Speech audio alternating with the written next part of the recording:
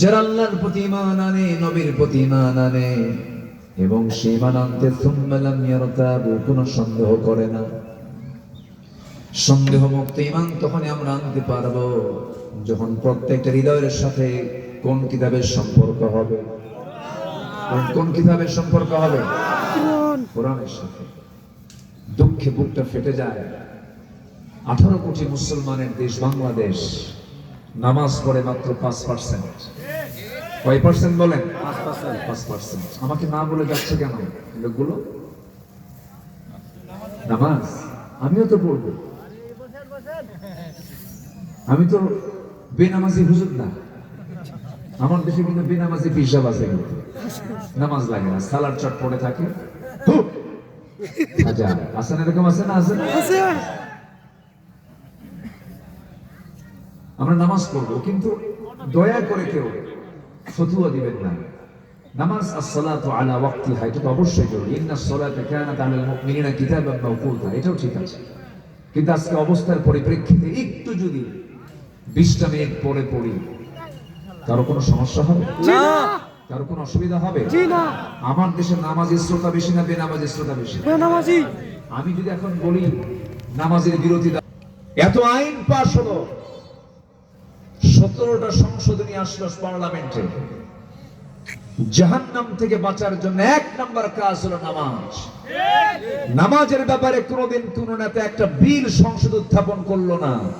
নামাজের জন্য নেতা তার কর্মীকে একটাবারের জন্য বললো না, ঠিক কি না? এই সমস্ত প্রচলিত নেতাগুলোকে আমাদের জাহান্নাম থেকে বাঁচাতে পারবে? বাঁচাতে পারবে? আমি সেই নেতৃত্বের দিকে যাব যে নেতৃত্বে নামাজ অপরিহার্য। সেই নেতৃত্বকে মানব যে নেতৃত্বের আনুগত্যের মধ্য দিয়ে আমি জান্নাত অর্জন করতে পারবো।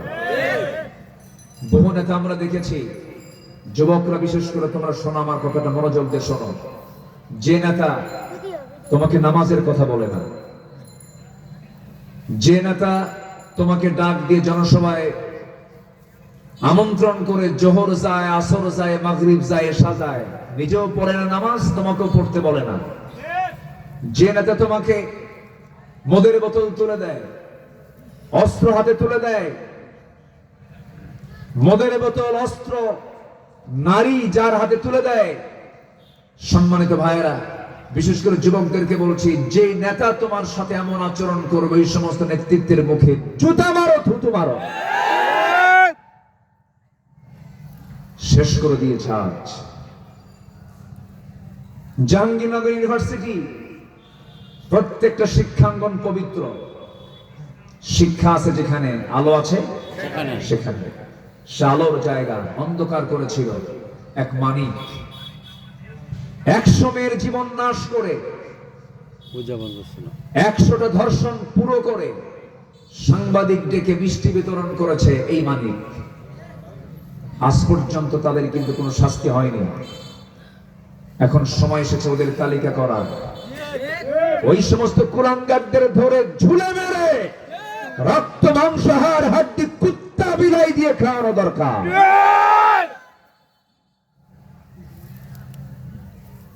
একটা ধর্ষকের শাস্তি বাংলার জমিনে হলে কোন পুরুষ উন্মাদনার দৃষ্টিতে অন্য কোন নারীর দিকে তাকাতে পারবে না। যে দলের কাছে ক্যাম্পাসের নারীরা নিরাপদ, ছাত্রী নিরাপদ, সেই নেতৃত্বের দিকে যাও। আমি ইশারা দিয়ে কথা বলছি, আকলমন্দ ইশারা বারসাত। যে নেতৃত্বের কাছে একজন ছাত্রী নিরাপদ, ছাত্রী বাবা নিরাপদ, শিক্ষক নিরাপদ, শিক্ষাঙ্গন নিরাপদ, সেই নেতৃত্বকে আমরা ওয়েলকাম জানাবো। সন্ত্রাস নির্ভর কোন চক্রান্ত আমরা সহ্য করতে পারবো না। আল্লাহ কবুল করুন, জোরে বলে আমিন। সম্মানিত ভাইরা, ষড়যন্ত্র কিন্তু কম নয়। 5 আগস্ট এই তো কয়েকদিন আগে চলে গেল। এই রক্ত না শুকাতেই, এই রক্ত এখনো আছে, তাজা রক্ত। গতকালকে একজন মারা গেছে, তার জানাজা হয়েছে। এই দিক উপদেষ্টা পরিষদে বসেছে কে? সমকামিতায় বিশ্বাসী, পায়ুকামিতায় বিশ্বাসী, লিভ টুগেদারে বিশ্বাসী, যৌন সুশ্রুতি দেওয়া নাটক যে উপস্থাপন করে, যে তার বউকে দিয়ে ব্যবসা করে, এমন জাতীয় উপদেষ্টা আসা আমাদের জন্য বড় রহস্যজনক মনে হচ্ছে। আমাদের সজাগ হওয়ার দরকার আছে না নাই? আসতে বলবেন না, আছে না নাই? আছে। আমরা সতর্ক থাকবো, বিশেষ করে যুবকরা। তোমরা পেরেছো অনেক কিছু, তোমরা আরো সামনে পারবে। শর্ত হচ্ছে চরিত্র উন্নত করো। চরিত্র যদি সুন্দর হয়, আগামীর দেশ হবে তোমাদের দেশ, তোমাদের হাতে দেশ যাবে। জোরে বলি ইনশাআল্লাহ। ইনশাআল্লাহ। কিন্তু চরিত্র সুন্দর হবে কি দিয়ে? কোরআন দিয়ে। কোরআন দিয়ে। দুনিয়ার প্রস্তুতি না আখিরাতের প্রস্তুতি? আখিরাত। আমার বন্ধুগণ, বিদাহীন ঈমান আনতে হবে, সন্দেহ মুক্ত ঈমান আনতে হবে। নাম্বার 2 হলো ওয়াজাহাদু বিআমওয়ালিহিম ওয়া আনফুসিহিম ফি সাবিলিল্লাহ উলাইকা হুমুস সাদিকুন। জোরে বলুন আল্লাহু আকবার। মোটামুটি আখিরাতের প্রস্তুতির জন্য মোটামুটি 15টা কাজ আজকে আমরা শিখে যাব। 2 নাম্বার চলতেছে। নাম্বার 2 হলো জানমাল দিয়ে যারা আল্লাহর পথে জিহাদ করবে, এটা আখিরাতের প্রস্তুতির একটা অংশ হয়ে গেল। অনেকে নামাজে বিশ্বাসী, রোজায় বিশ্বাসী, দান সদকায় বিশ্বাসী, কিন্তু জিহাদের নামটা শুনলে পরে নাক শিকায় তোলে, অবহেলা করতে চায়।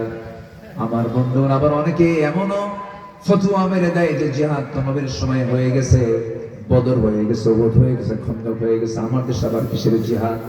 আমার দেশে আবু সেলদের নাতি পুতি আছে না নাই? আছে কিনা বলে? সুদ চলে আমার দেশে? সুদ চলে? জেনা চলে? মদের বোতল আছে? ও নাকি জিহাদ করার জায়গা পায় না।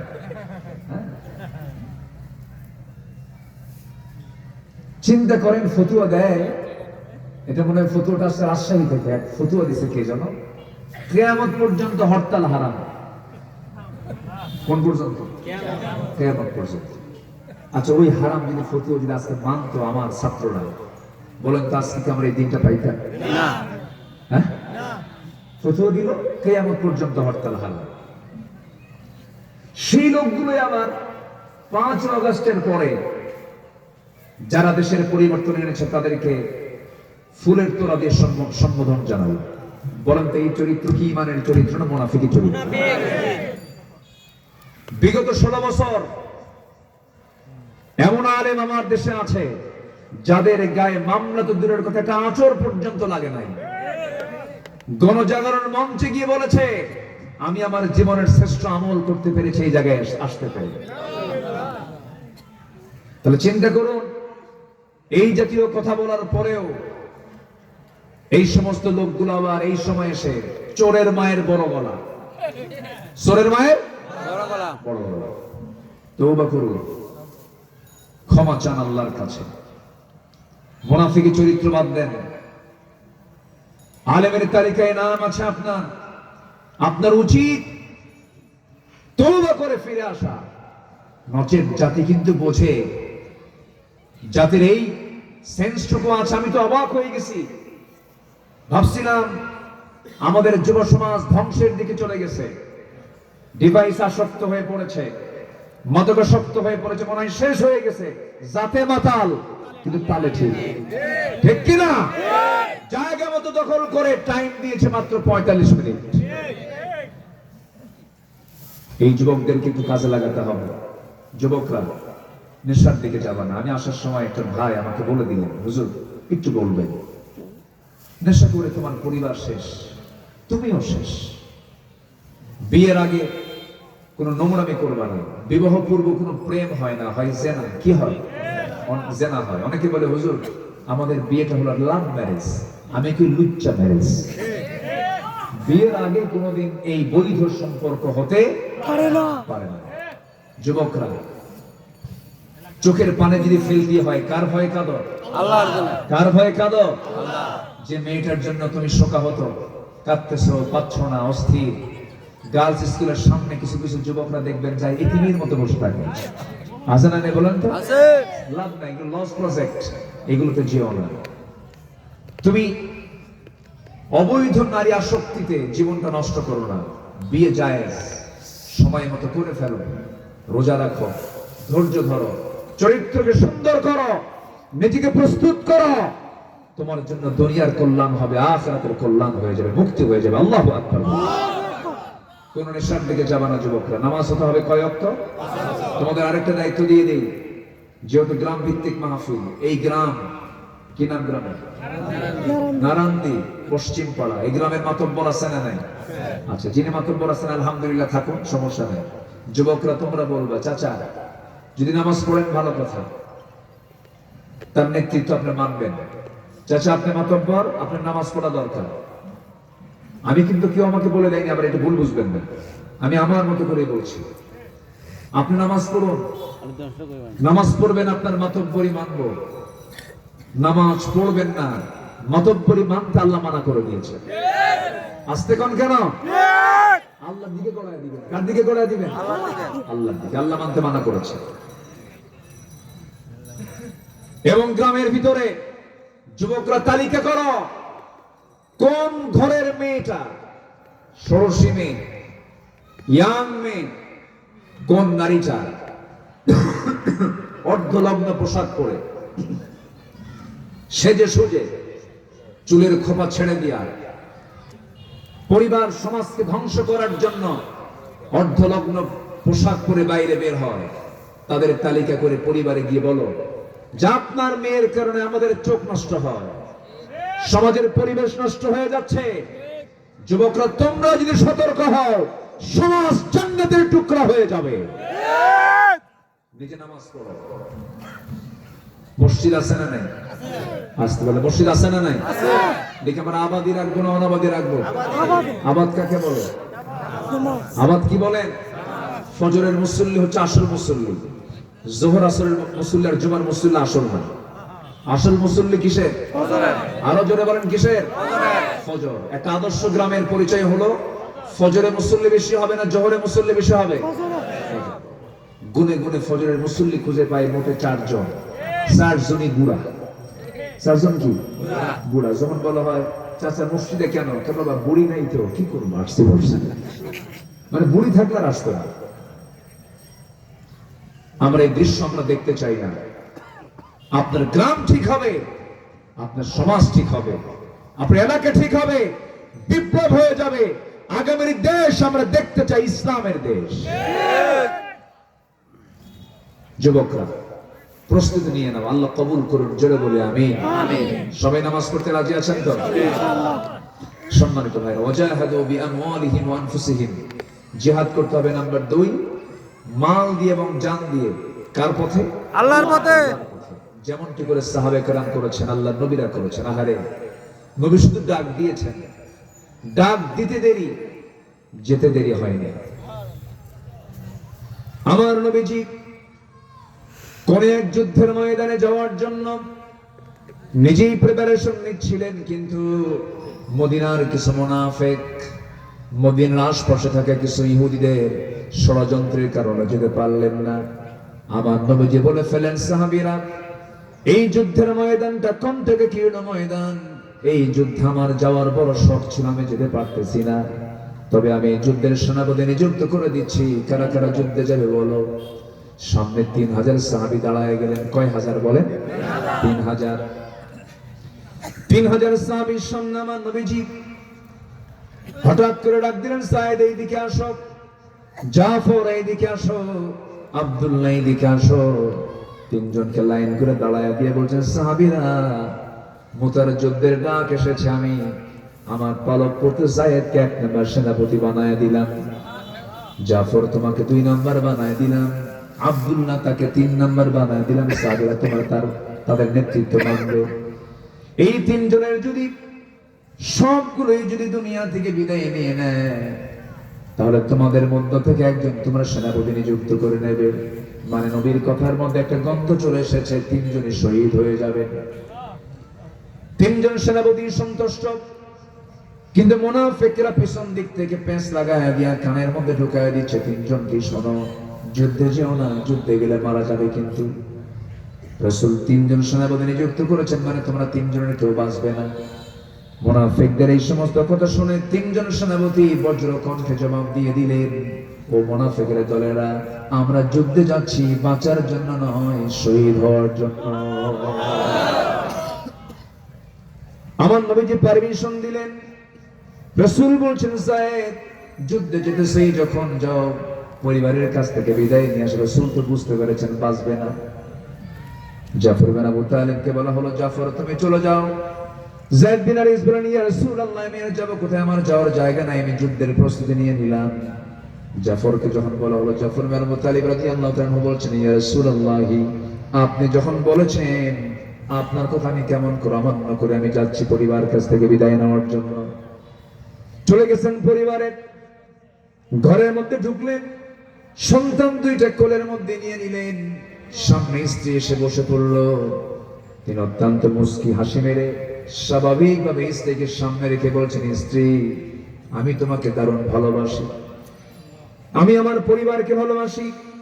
যুদ্ধের ডাক চলে এসেছে, আমি যুদ্ধের ময়দানে যাচ্ছি, আমার জন্য দোয়া করো। মুতার যুদ্ধে অংশগ্রহণ করে যেন শহীদি দরজা পেয়ে আল্লাহর জান্নাতে যেতে পারি। স্ত্রী চোখে পানি, স্ত্রী কান্দে। স্বামী বলছেন, জাফর বিন আবু তালিব বলছেন, তুমি কান্দো কেন? আমি তোমার কাছে এই দোয়া চাইলাম, তুমি কান্দো কেন? স্ত্রী বলছেন, স্বামী আমার আল্লাহর কসম করে বলি আমি আপনাকে জিহাদে যেতে বাধা দেব না, আপনি জিহাদে যান, কোনো সমস্যা নাই, যুদ্ধ করুন, তবে আপনি শহীদে নয়, আপনি গাজী হয়ে আবার আমাদের মাঝে ফিরে আসুন। কেন? এই যে ছোট্ট ছোট্ট দুইটা সন্তান এতিম হয়ে যাবে, আব্বা বলে ডাকতে পারবে না, এই জন্য আমি এদের দিকে তাকা, আমি এই দোয়াটা করি। জাফর বিন আবু তালিবের একটু রাগ হলো।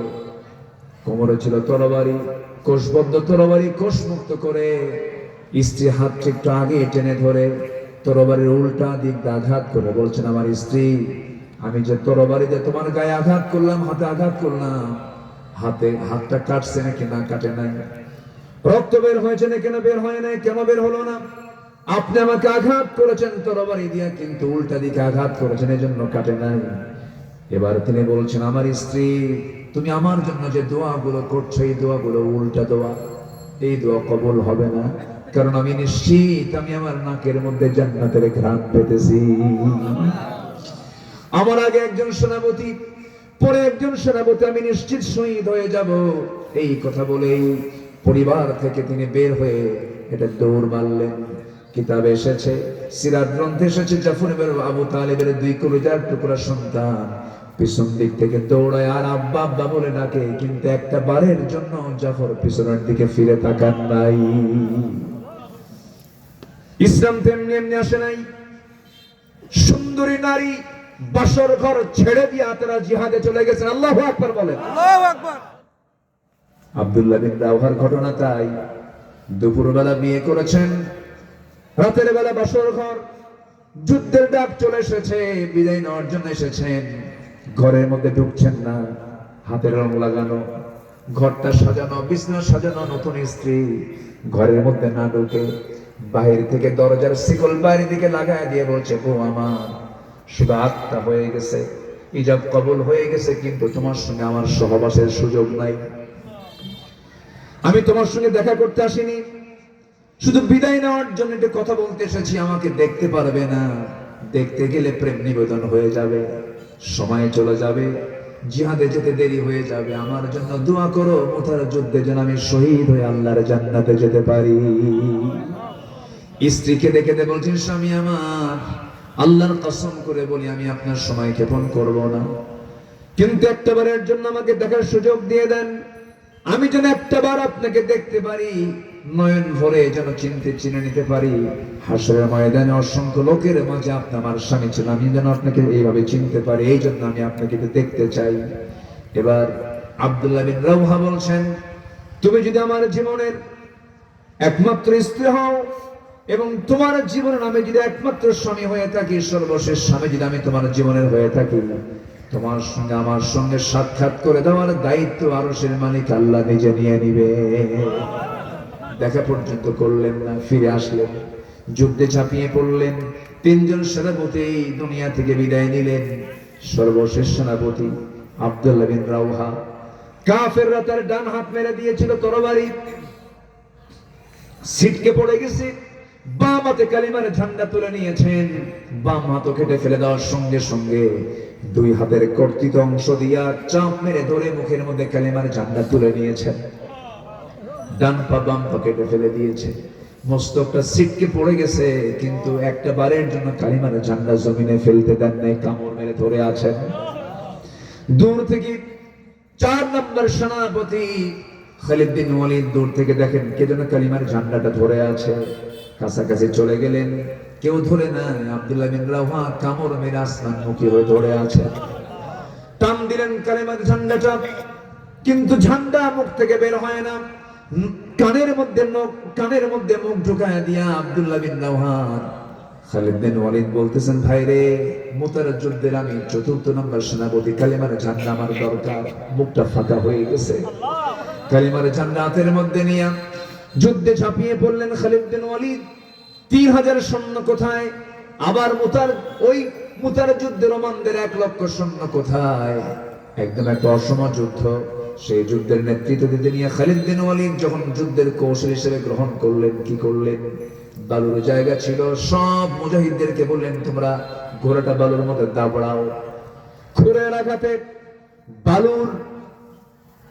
বালু দিয়া গোটা এলাকা সম্পূর্ণ আড়াল হয়ে গেল, ধুলা দিয়ে সম্পূর্ণ নিভে গেল যুদ্ধের কৌশল। এরপরই তারা যুদ্ধ শুরু করে দিলেন। খালিদ বিন ওয়ালিদ সেই যুদ্ধের ময়দানে তিনি একা শুধু 1টা 2টা 3টা 4টা তরবারি নয়, 8-8টা তরবারি ভেঙে চুরমার করেছিলেন। 1 লক্ষ সৈন্যকে পরাজিত করলেন খালিদ বিন ওয়ালিদ। মুসলমানরা বিজয়ী হয়ে গেল। বিজয়ী হয়ে মদিনার দিকে যখন ফিরে আসতেছিল, নবীজির মন মরা, কলিজার টুকরা যায়েদ বিন হারিস নাই, চাচাতো ভাই জাফর বিন আবু তালিব নাই, দুনিয়া থেকে বিদায় নিয়েছেন। আমার নবীজির হৃদয়টা ক্ষত হয়ে আছে। এমন সময় বিজয়ের পতাকা যখন খালিদ বিন ওয়ালিদ যখন মদিনায় ফিরলেন, আমার রাসূল কোনো কিছু জিজ্ঞাসা করার পূর্বেই বললেন, আমার সাহাবীরা যুদ্ধে বিজয় হয়েছে না পরাজয় হয়েছে এটা আমার জানার আগে দরকার নেই, আগে বলো আমার সাহাবীরা ঠিক মতো নামাজ পড়েছে কিনা। জোরে কোন সুবহানাল্লাহ, আরো জোরে বলি সুবহানাল্লাহ।